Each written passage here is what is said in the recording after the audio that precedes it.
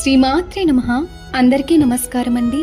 లలితా సహస్రనామంలో 74వ శ్లోకం. కళావతి కళాలాప కాంత కాదంబరీ ప్రియ వరద వామనయన వారుణి మదవిహ్యల. భావం: కళాస్వరూపిణి, కళలను ఆలాపన స్వరూపముగా కలిగినది, కామింపబడినటువంటిది, పరవశించుటను ఇష్టపడునది, వరములను ఇచ్చునది, అందమైన నేత్రములు గలది, వరుణ సంబంధమైన పరవశత్వము చెందిన మనోలక్షణము గలది. నిమిషం ఊహించండి, ఒక దివ్య సంగీతం మృదువుగా వినిపిస్తోంది.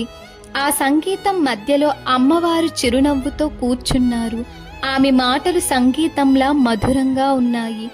ఆమె చూపు హృదయాన్ని ప్రశాంతంగా చేస్తుంది. ఆమె చుట్టూ కళ, ఆనందం, సౌందర్యం అన్నీ ప్రవహిస్తున్నాయి. ఆమె భక్తులను ప్రేమగా చూసి వరాలు ప్రసాదిస్తోంది. ఆ క్షణంలో ప్రపంచం మొత్తం ఒక దివ్యానుభూతిలా అనిపిస్తోంది. నిజమైన అందం మాటల్లో, ప్రవర్తనలో, హృదయంలో ఉంటుంది.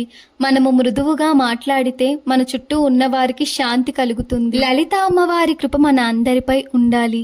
ఆమె మన జీవితాన్ని కళ, ఆనందం, ప్రేమతో నింపాలి.